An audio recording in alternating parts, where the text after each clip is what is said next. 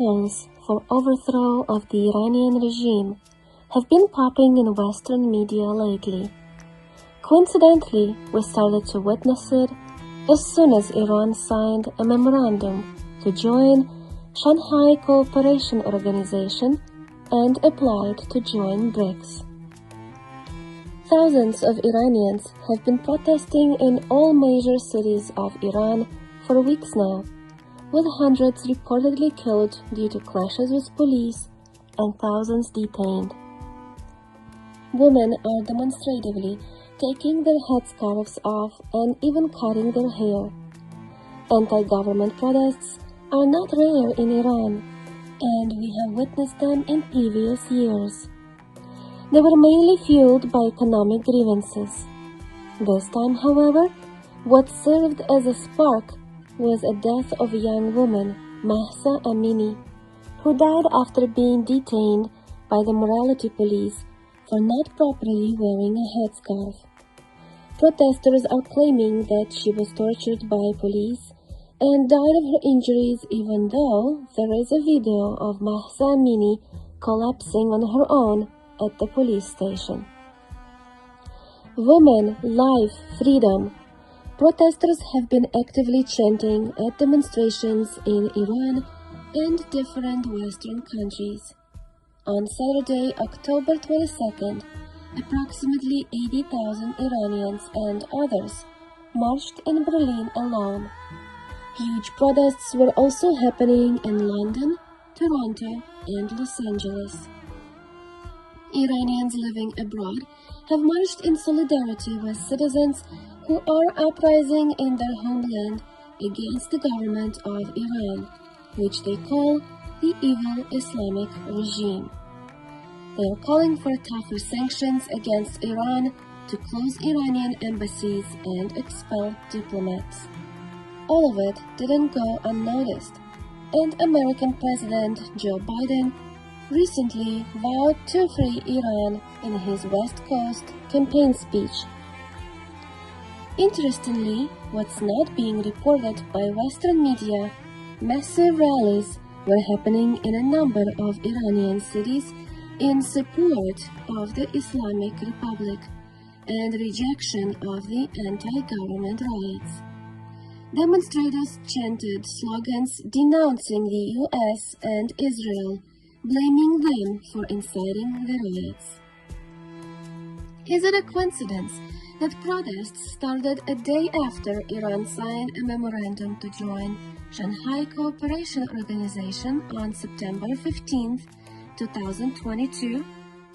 During a meeting in Samarkand, Uzbekistan, in a conversation with Russian President Putin, Iranian President Raisi said, "The relationship between countries that are sanctioned by the US, such as Iran, Russia, or other countries, can overcome many problems and issues and make them stronger. The Americans think whichever country they impose sanctions on, it will be stopped. Their perception is a wrong one." Putin replied that relationships were developing positively between Russia and Iran, and he is supporting Iran's membership of SCO. Earlier this year, Iran also applied to join the BRICS group. BRICS is a powerful market alternative to the West, emerging in front of our eyes. BRICS is an acronym for 5 leading economies: Brazil, Russia, India, China, and South Africa. Besides Iran, other countries have also expressed their interest in joining BRICS: Argentina, Saudi Arabia, Turkey, and Egypt. In July, Russian President Vladimir Putin visited an Iranian capital, where he met with President Raisi to discuss energy partnership. Iran and Russia plan to create an OPEC for gas exports. The energy giant Gazprom and the Iranian national company signed a memorandum of understanding sealing the $40 billion Russian investment. Worth mentioning that Iran holds the world's second largest gas reserves. The United States and Israel have tried many times to mobilize Iranians in order to overthrow their government through sanctions, media propaganda, or diaspora. 20 years ago, Israel's longest-serving Prime Minister, Netanyahu, said that the US should attack Iran with TV. They have used this tactic ever since. No wonder now we hear about protests on every news channel, and social media are full of posts with gruesome pictures designed to specifically cause disturbance and provoke a response. One of the first who started reporting on protests in Iran was Masumeh Masih Alinjad Komi, short Masih Alinjad, Iranian journalist in exile, who claims to lead this revolution attempt in Iran. In her interview to The New Yorker, she said, "I am leading this movement. The Iranian regime will be brought down by women. I believe this." Alinjad have lived outside of Iran for more than 10 years, working for Voice of America Persia, funded by the United States Agency for Global Media, formerly known as Broadcasting Board of Governors. She had received at least $628,050, which is recorded.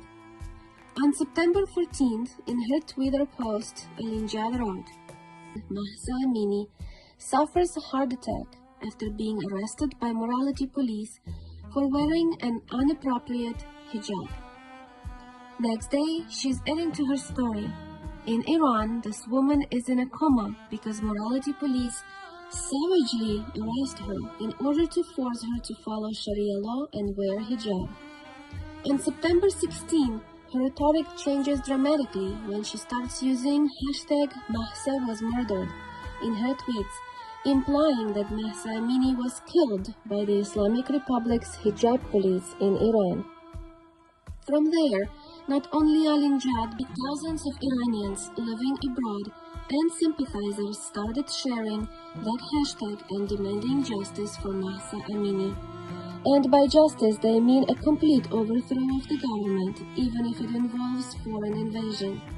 They are hoping to be successful in their attempts, just like 9 years ago in Ukraine, or the 1953 Iranian coup d'etat, which was overthrow of the democratically elected Prime Minister Mohammad Mossadegh in favor of the monarchical rule of the Shah Mohammad Reza Pahlavi, done by United States and UK. Unfortunately for them, there are many Iranians still alive who remember the history, and they will not allow Western imperialist powers to do it again. Iranian people are strong and capable of deciding their fate on their own.